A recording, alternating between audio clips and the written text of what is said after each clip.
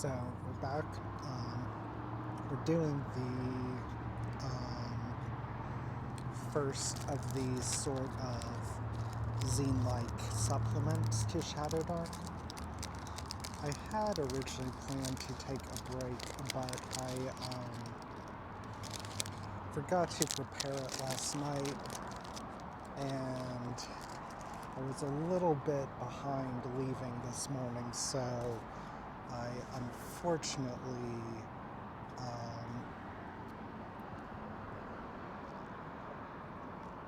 was unable to find it. But I've been looking forward to getting into these.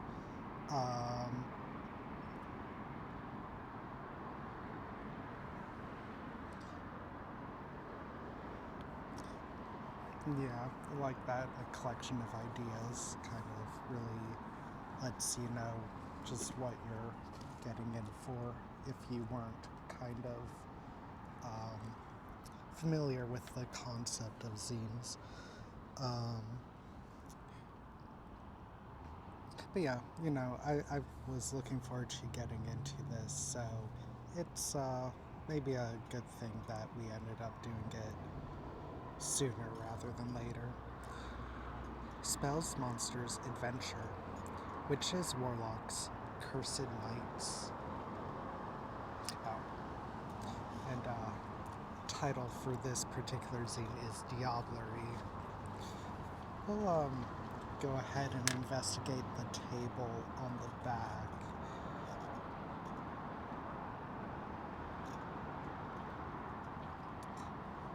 For dried rose that causes doubt and hesitation in demons. Maybe could find a cold iron spike that once a day briefly read one creature's mind. Maybe a severed finger. Well, I'm unsure. And this one seems to go naturally together. It's a severed finger that repels insects and spiders to an arm's length.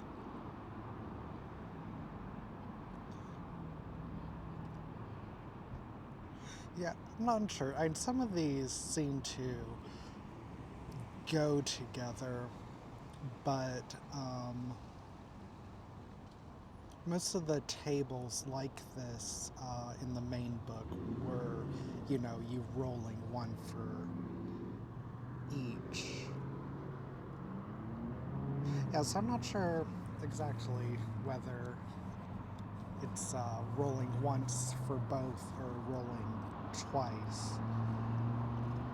So it looks like, to begin with, we have this sort of miniature hex crawl, the gloaming, an ancient forest where black trees tower over mossy standing stones and mist-addled bogs. Here, fragile bastions of mankind cluster behind torchlit palisades and pray for deliverance from the demons that hatch from the forest's cursed marrow trees. The Knights of St. Idris range out of their deepwood conclave to wage a losing war against these demons and their servants. The Knights' leader, Inquisitor Justinia Morven, suspects a traitor in their ranks.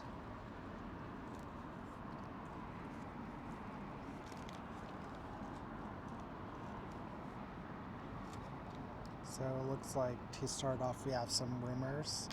I'm assuming that we're hearing from these Knights of St. Idris or their attendants. This Lord of Time grants boons for offering his slain enemies. Okay. Something I think it did have it a little bit, or maybe it was Morkborg, that I quite liked that I saw when we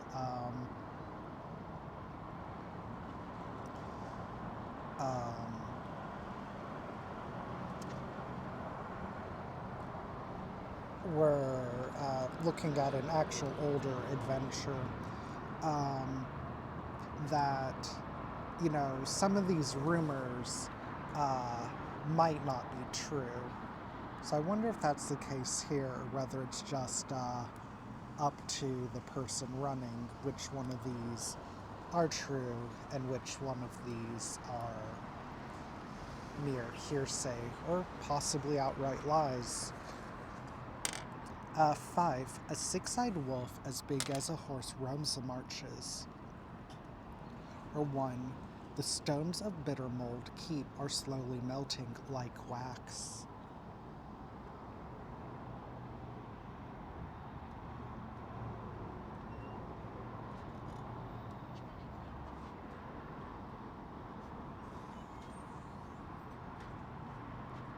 And just looks like some encounters. I think it looks like you'll get more in detail for that adventure later. Welcome to the first issue of Cursed Scroll. Everything in this zine is ready to use with the free public Shawdowdark rules. You can check out the fully playable Quick Start PDFs at the Arcane Library. This issue's theme is Diablerie, and the pages are brimming with player and game master material about demons, devilry, curses, the occult, and witchcraft. You can roll up a brand new witch or warlock character, explore the dark forests and bogs of the Gloaming, which we kind of just had a preview of, join the tormented knights of St. Yidris, or test your mettle in the hideous halls of Muggledubub. The plan for future Cursed Scrolls is to continue with a theme for each, so you can plug the whole zine right into your game world and instantly expand its boundaries. So, intrepid reader, you've dared to open this musty scroll and glance through its contents. Will you risk discovering what horrible hexes, already seen some, or magical booms, already investigated some too, on the back there, await your reading through the final word on the last page. Fair warning, you'll probably be cursed, but that's never stopped an adventure worth their gold from reading a magical scroll anyways. As the saying goes, roll high, don't die. Kelsey Dion, December 21. I was wondering when maybe they just don't have newer ones. Maybe I should find out. But I was wondering when these were actually made, because and there's only 3. I guess we'll see when the later ones. Wasn't sure how far back they had started making these. So hopefully they keep it going. So I really like the zine format, the sort of zine-like products. A fear is a knife that lives in the hearts of all mortals. I shall teach you to pluck it out and wield it. The Willow Man, 2, a petitioner.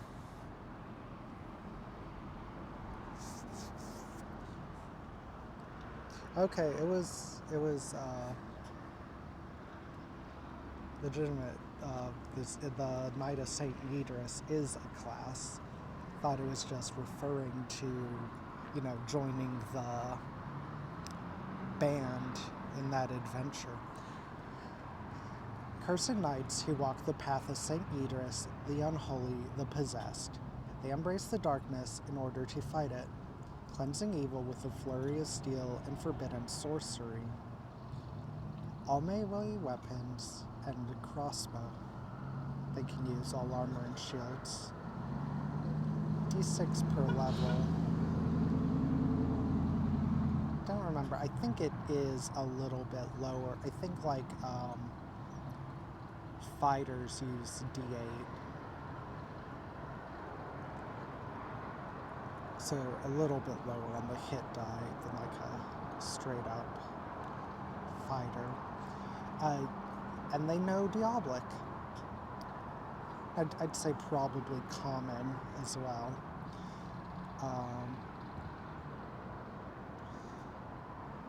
3 times a day, gain a +1 bonus to your damage rolls to last 3 rounds. In addition, add half your level to the damage bonus, rounding down. They can cast witch spells. Each time they gain, which I guess we'll see which spells later on. Each time you gain a level, you choose new witch spells to learn according to the witch spells known table. Use your charisma stat to cast witch spells, and then standard DC. These, okay, yeah.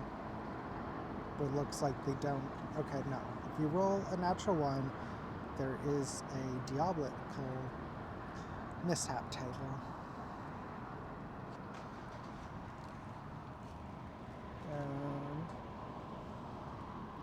Some talents you might get are your demonic possession bonus increases by 1 point. Looks like some stat and damage bonuses, or attack bonuses, and a stat or spellcasting bonus, and then a free choice of a talent or 2 stat points.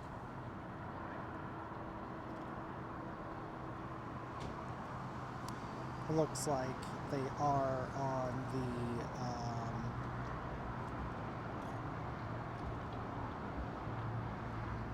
can't remember. Well, they cap out lower, so yeah, they are lower on the spells there, but they do have sort of around the standard for first and level spells of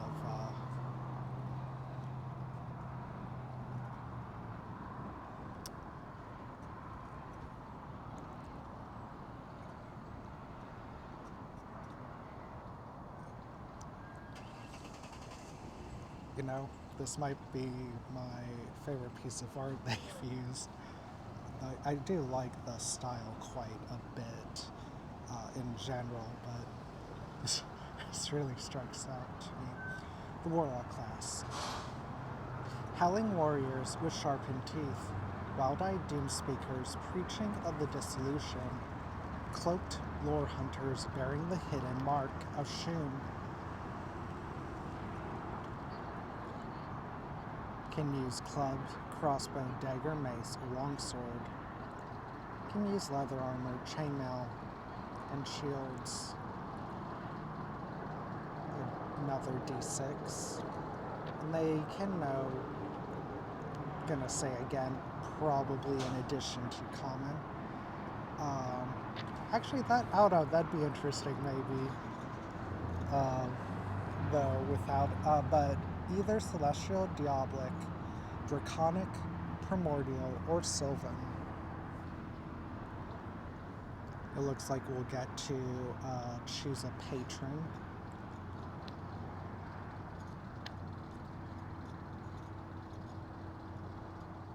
So it looks like this is very much more a classic sorcerer, which is interesting because I think sorcerer was a title depending on your alignment for wizards in the original book. Now, first level, you get a random patron boon based on your chosen patron. Whenever you gain a new talent roll, you may choose to roll on your boon table rather than the talent table. So that's interesting choice you can get.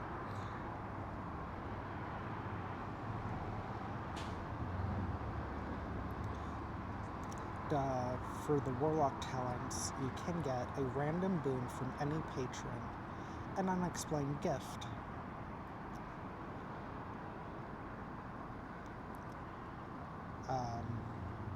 Adding 2 points to different stats, or getting a +1 attack, or rolling 2 patron boons and choosing one to keep.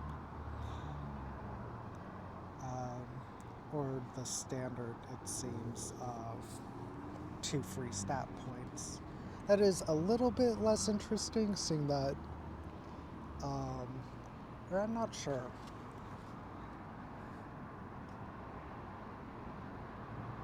So if you can set random from, or, well, I guess we'll see on the table, like if you can choose your patron for that role, then like the picking out patron boon, it's not as much of a compelling choice as it first seemed to me, seeing that you can kind of get patron choices anyways. Cackling crones stooped over cauldrons, chanting shamans smeared in blood and clay, and outcast maidens with milky eyes that see portents and secrets. Can use dagger or staff or leather armor, so I think basically, yeah, so this looks like at first glance, slight variant on the wizard, rather than closer to what we just saw. And they know, all of the language the warlock has access to. They have a familiar, such as a raven, rat, or frog, who serves you loyally. It can speak common. Your familiar can be the source of spells you cast. Treat it as though it were you for determining spell ranges. If your familiar dies, you can restore it to life by permanently sacrificing 1d4 hit points. You can cast witch spells, You know 3 tier 1 spells of your choice from the witch spell list. So when you gain a level, you choose new witch spells to learn according to the witch's spells known table. You use your charisma stat to cast witch spells. The DC is standard. And that's all. And pretty much looks exactly like the wizard table, I think. So witch talents.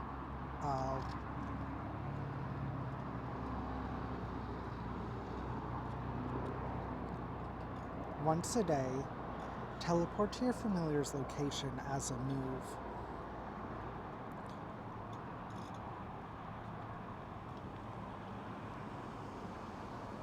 Can get additional charisma or +1 to which spell casting checks.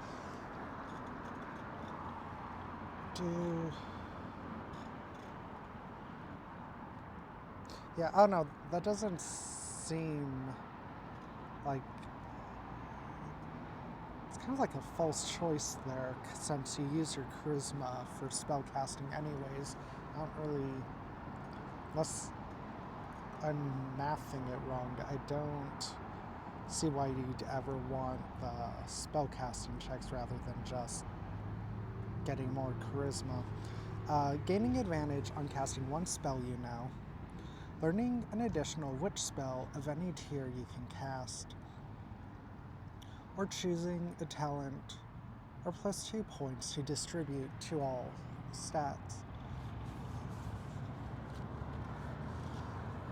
Okay, so we've got some titles for these classes.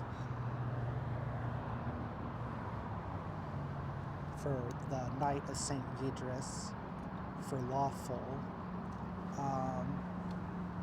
Can work your way up to becoming a Justikar. For chaotic,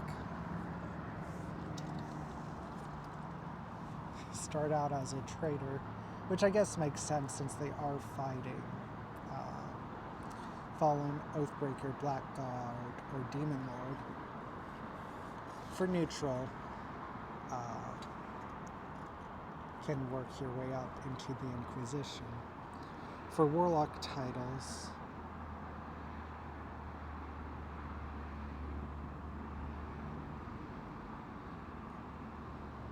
okay, yeah, looks like you're working your way up into being regardless of your alignment, into more or less being your patron's hand in the mortal realm. Which titles, they all lead you to the same path, end.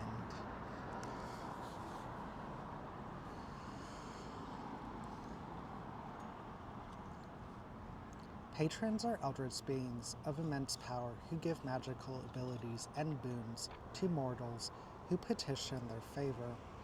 Patrons are not seeking worship from petitioners. Instead, they want something in exchange for the power they grant.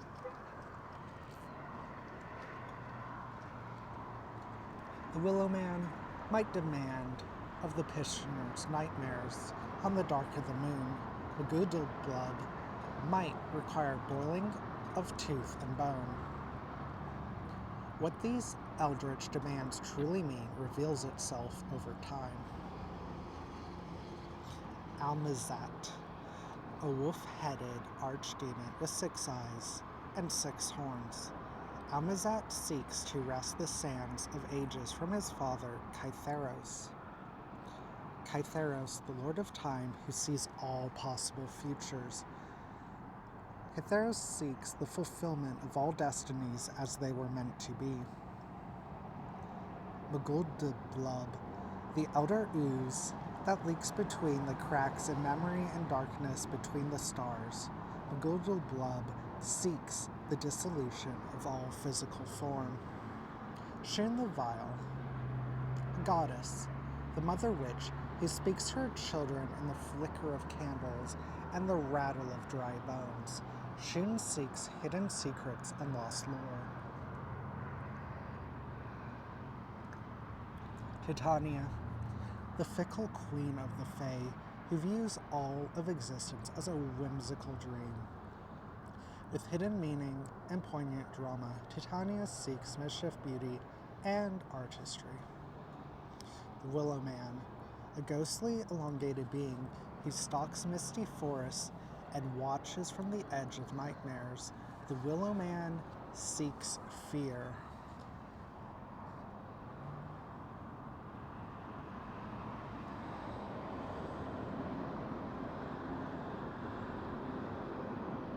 Well, it's pretty apparent now why you can substitute these for talents.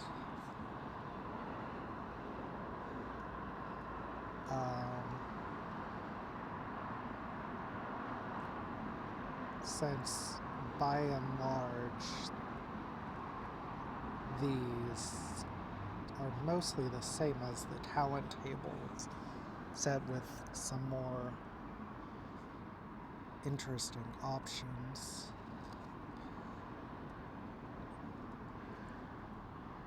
Those who serve me will learn the true depths of power. Those who fail me learn the true depths of pain. Which will you be, mortal? Shun the Vile. So we've got some diabolical backgrounds. 4. Amnesiac. Your past is a haze, but some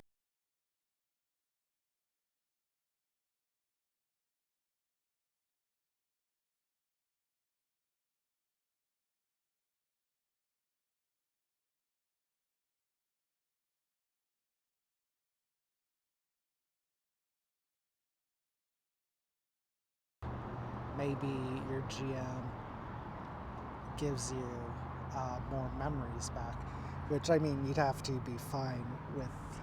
But yeah, that'd be like an interesting dynamic to have. I think Mothership played a little bit with that in the Gradient Descent, where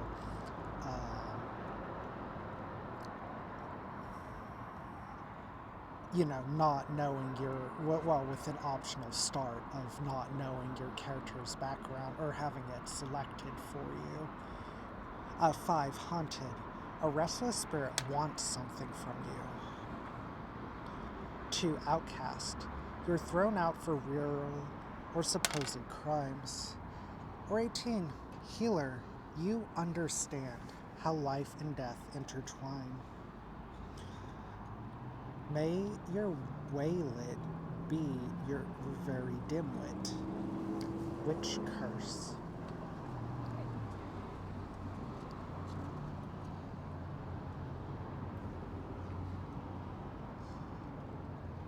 So it looks like we have some mishaps.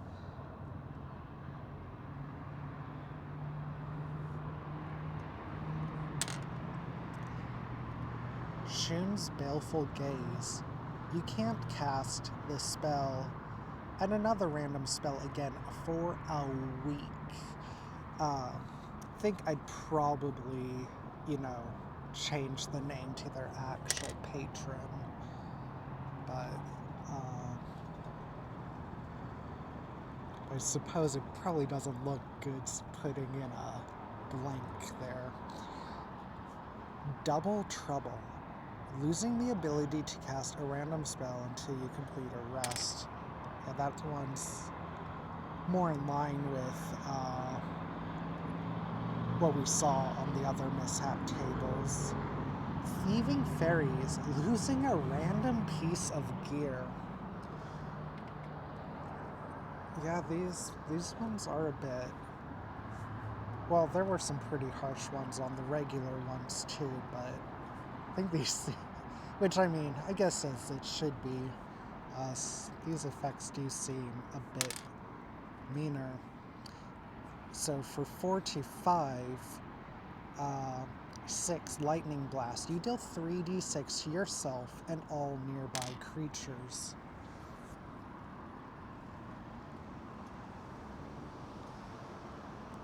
4, the Willow Man. You summon the Willow Man, who is angry with you, in a space near to you. He stays for 1d6 rounds before disappearing from whence he came.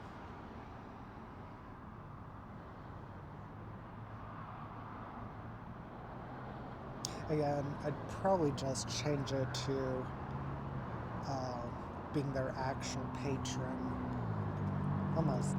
I think that just would have a lot more meaning. Or 5, Accursed Imps. Cackling imps from house swarm you, stealing 3 pieces of random gear, and flapping away. Oh, these are for spell tier, not your level. Okay. Yeah, I guess that was how it was in the original.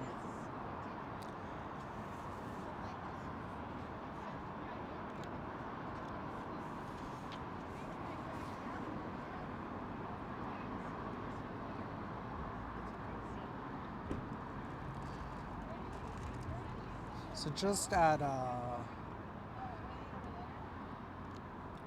look.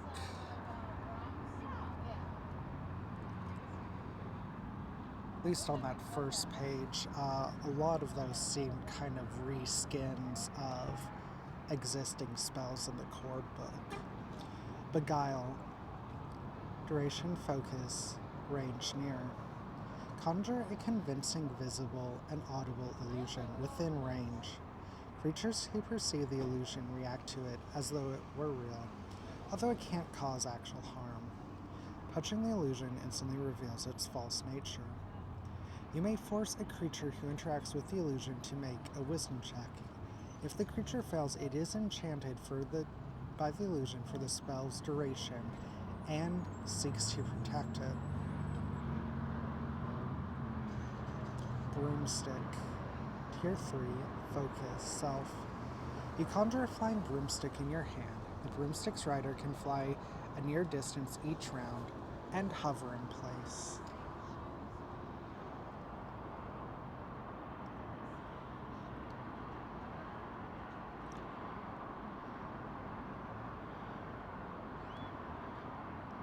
Cauldron. Tier 1. Duration 1 round. Range close. Conjure a bubbling cauldron next to you. It can produce one of the following effects. Any broken mundane item placed inside the cauldron is repaired. A fat croaking toad leaps out and follows your instructions for the next 3 rounds. You can place up to 3 item slots of items inside the cauldron. The cauldron expels these items the next time you cast this spell. And expelling items counts as the cauldron's effect.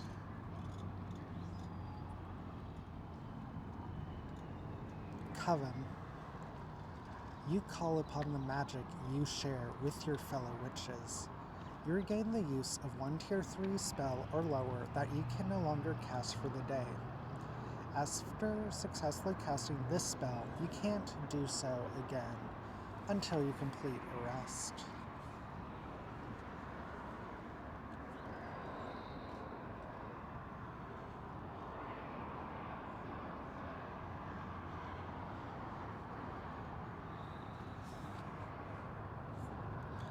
Finger of Death. 1 creature you touch of level 9 or less dies. Treat a failed casting check for the spell as a critical failure and roll the mishap with disadvantage.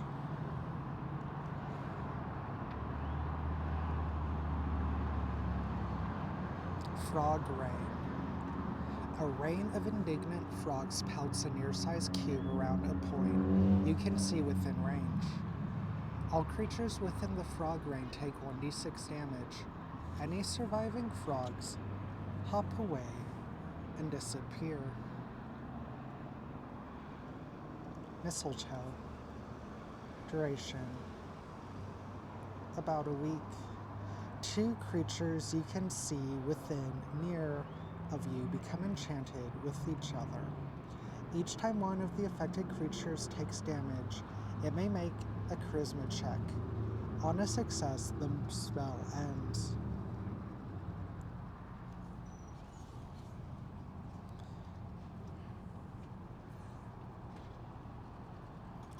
Mother of Night. You beseech the Mother of Night to lend you power, making a single wish, stating it exactly as possible. Your wish occurs as interpreted by the GM. Okay, so a reskinned wish. Except, if you fail this spellcasting check, the Mother of Night pulls you into the Nightfall for judgment. You can't cast this spell again until you appease her demands. Nightmare. You visit the dreams of one sleeping creature, sending it heart-stopping nightmares. You can target a creature whose level is less than or equal to half your level rounded down. The target must be sleeping, and you must have seen it before in person. If you successfully focus on the spell for 3 rounds in a row, the creature dies of fright.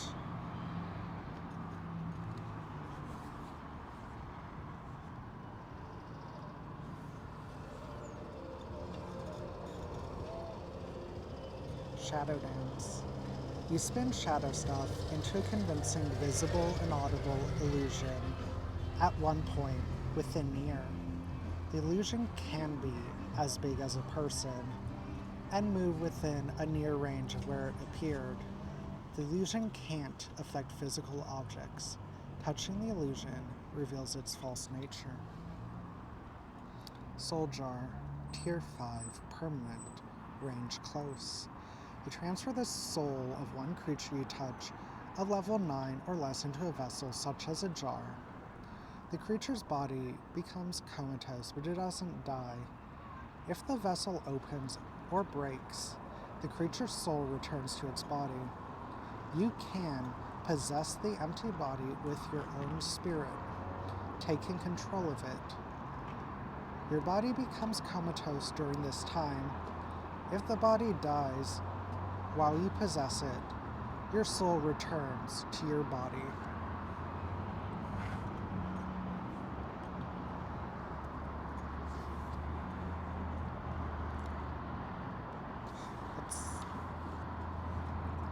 It's a really interesting one. I wonder, I think I'd probably, it's like, but my first thought is, what about, witches or other higher undead that might have their souls stored separately? But I think in that case, I think I'd still allow it. That you just basically hijacked it and that their soul's just stuck in whatever vessel they've stuck it in. Yeah, I don't know, that's a really interesting one. The gloaming. So it looks like I wonder, yeah, it looks like it takes up maybe the rest of the book, this adventure, which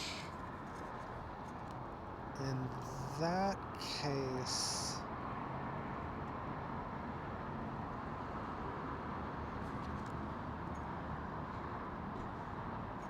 now it looks like there's 2 adventures.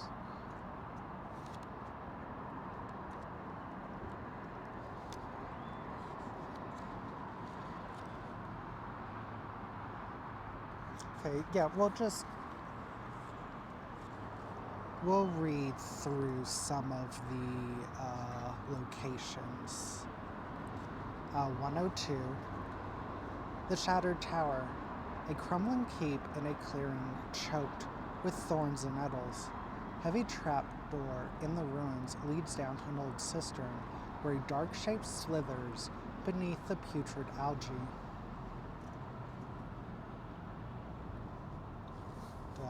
106. Drusilla's hut, a cozy thatched hut strung with drying flowers and herbs. Inside lives Drusilla, a wheeled hag who impersonates a shy medicine woman. She is gaining the trust of residents of nearby Wardenwood Village by nursing villagers back to health, whom she has secretly poisoned. Drusilla is forming a plot with the werewolf Victoria to begin turning the village's children into werewolf cubs.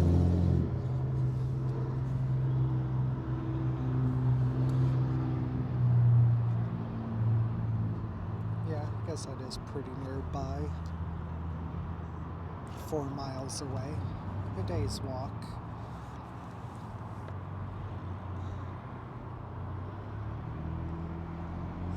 A woodland village of a few dozen sagging, thatched huts surrounds a stone well.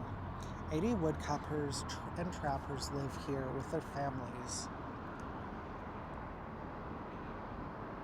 Thildboer is the superstitious village elder who believes the medicine woman Drusilla has been helping sick villagers.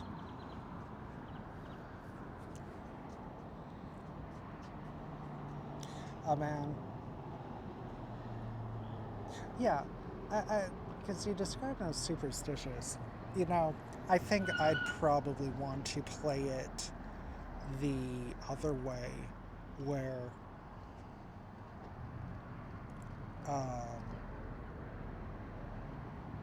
that person's the only one who believes she's doing harm, but the rest of the villagers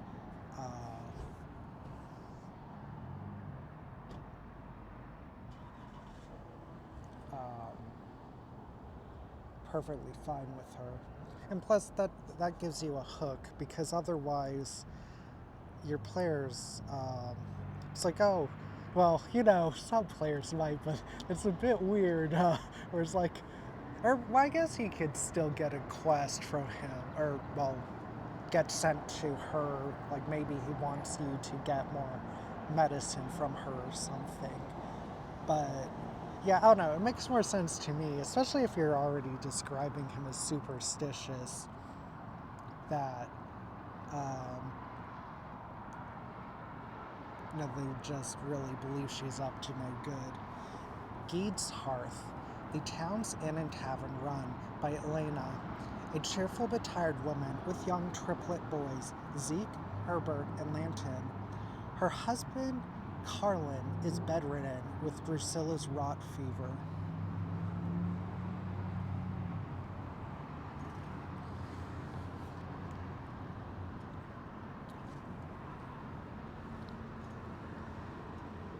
So, a bit to the southeast, we have an outlaw camp.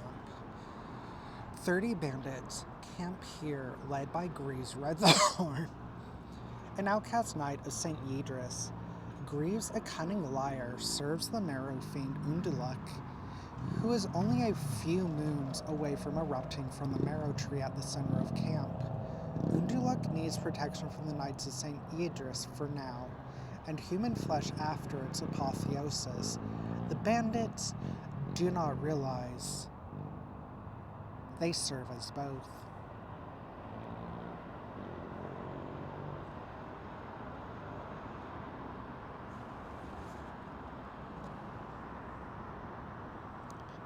Southeast again, we've got Uncle Grigger. Crazy Uncle Grigger lives in a ramshackle hut on the edge of the marsh. He wades through the bog in bare feet, nattering to himself, collecting leeches to pickle inside cloudy jars that crowd every corner of his home. Within one of these jars is Brax. Oh, probably remember that. That was a really interesting item. Well, at least I think it's the one I'm thinking of. There are two Brax items, and this one lets you increase a stat, I think, but then it teleports to a random location in the world. Which, I like that they left the possibility of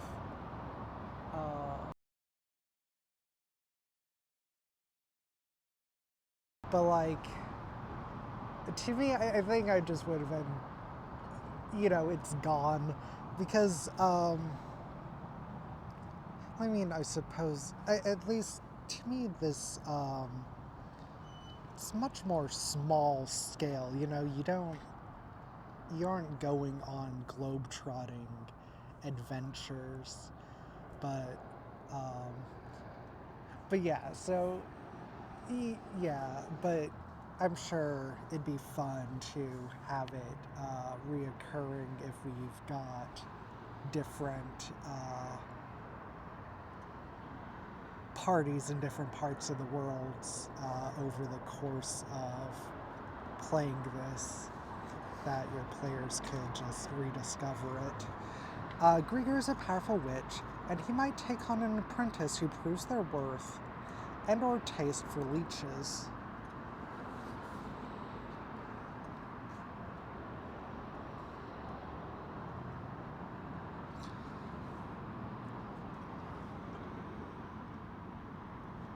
So northeast now, kind of in the lake, we've got Haldren's Tower, an ivory tower with a red roof dominating a sandy island on Finnamere Lake.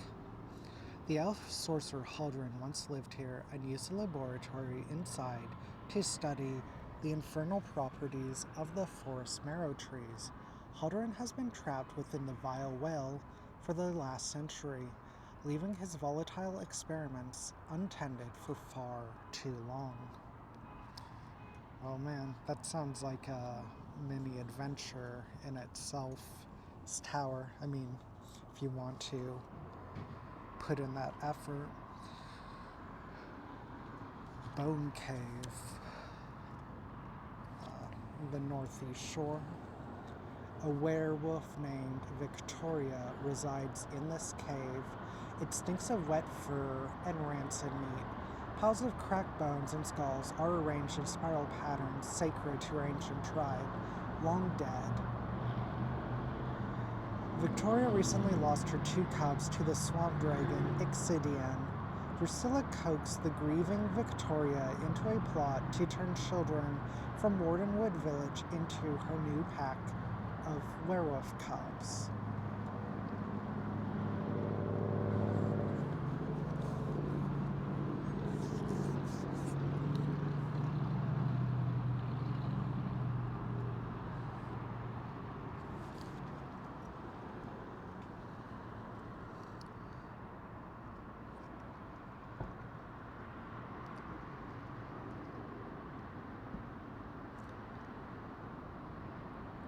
So, the sort of southeast corner, we've got Stilt Orc Village. 80 reclusive orcs living in peat huts on raised platforms in the deep swamp. Snakes and crocodiles weave between their tall stilts. They wear to spearfish in the murky waters. Their leader, Haruk, knows demons prefer human flesh, and he will offer it to buy his tribe's safety.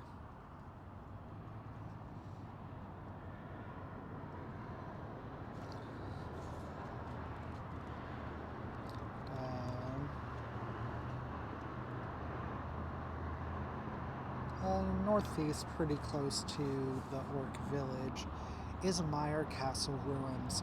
The soaring stronghold of the Green Knights now sits deserted. Hazy light filtering through its shattered, stained glass windows. Slain warriors still roam its halls in an unending battle between the Green Knights and its surviving offshoot, the Knights of St. Yidris. A weapon both sides claim, the Emerald Blade stands in a stone pedestal surrounded by the living dead. It's a +2 bastard sword that allows its wielder to speak to wild animals.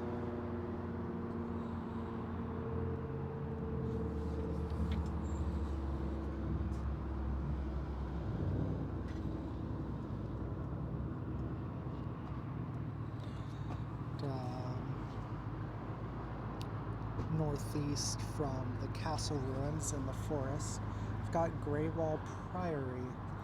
In the deepest part of the woods lurks a gray stone priory with a pointed roof and arched stained glass windows. 40 Knights of St. Yidris live here, led by Inquisitor Justinia Morven. Few know, 160-year-old St. Yidris is still alive within the priory's catacombs, bound painfully and willingly in a magic circle to trap the mighty demon lord who possesses him. Initiates it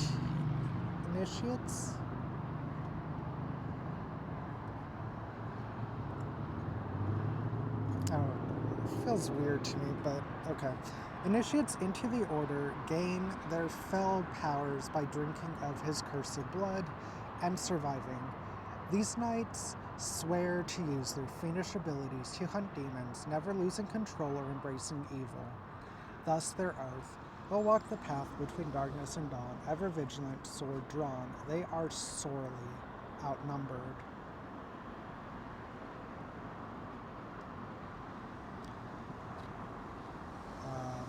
Finally, we've got a little bit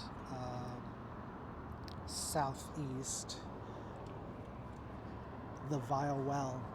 The stench of rot gusts out of this mold-encrusted, lightless well. Inside, Hadron the sorcerer is entangled in a nest of veins and tendrils that keep him alive of sorts. Any creature who enters risks the same fate. 1,000 gold and a Catharian cog rest on the well's fleshly, damp floor.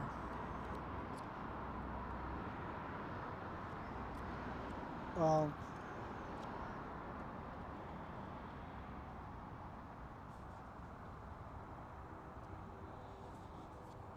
I might...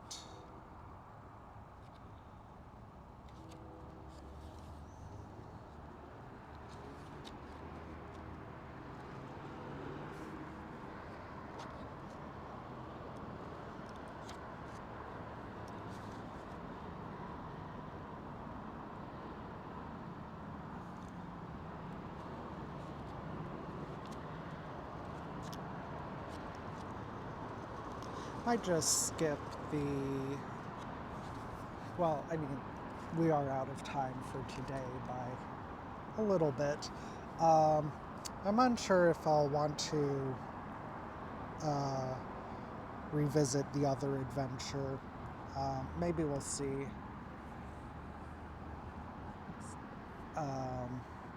Looks just like a more traditional adventure. Or maybe I'll do that and then just start on number 2 of these tomorrow. It's a bit awkward since I'm pretty sure that probably only take maybe 10 or 15 minutes to go through. But that's it for today. Most likely...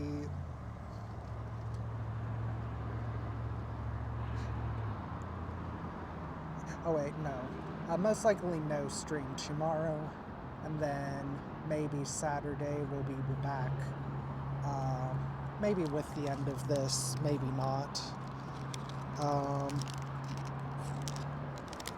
So I think we got a pretty good feel for what this offered, even without going into that today. But that's it for today.